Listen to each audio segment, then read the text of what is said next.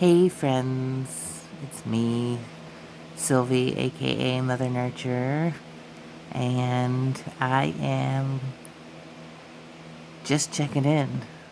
I personally am going bonkers in this moment. It's just been overwhelming, if I'm being honest, to take care of two little humans, 2 and 4, with not the proper infrastructure set up in the home. We don't have like a ton of stuff outside for them to play with, and it's been hot, so that time's been limited, and the play area in the house is super small, so my house is a wreck, and I'm definitely feeling my age and trying to keep up with 2 small boys all day. But I'm incredibly grateful for my husband just being a trooper and supportive, and for everybody just normalizing how difficult it is to stay at home. And let me just shout out to all the people who are struggling with like parent guilt of not being good at this. Like, I feel like that scene on Wall-E when they're trying to plant the seed again back on Earth and nobody knows how to walk. They've just been sitting on their scooter. I'm like, why don't I know how to parent my 2 kids at home all day? But I'm here for the silver lining, which I feel has really been on my heart to share with you. And it is spiritual in nature, so I do want to just be very tender to anybody who's just like, can be really triggered by talking about spiritual things, especially Jesus, because spiritual abuse is real and traumas that people have had with the church are real, and I really want to honor that.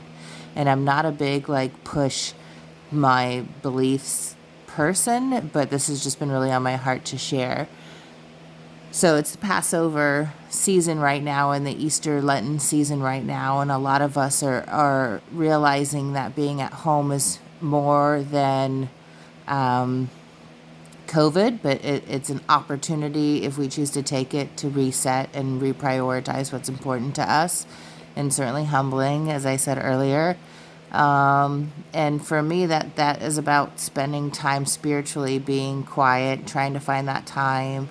I get these like little verses that are sent to me, which is really cool because the Bible is a big book, and can be very boring and confusing in certain places, so I don't always do the best job of like reading it on my own, so it's nice to get these little snippets.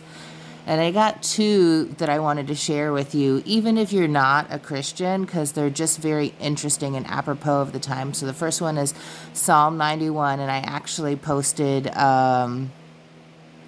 a link to a sermon with all the passages and like a breakdown on my page, so I won't go too much into that. But it was written by Moses after the 7 plagues of Egypt and the actual Passover, and it's just really profound how confident he is that we will survive anything, and that the belief in a mighty God is more like cosmic than, oh, I'm freaking out right now. So I would just encourage you, even if you're not a Christian, to read through that and think about the context of that, or watch the video or whatever. And the other one is Seek and you shall find. It's Matthew 7.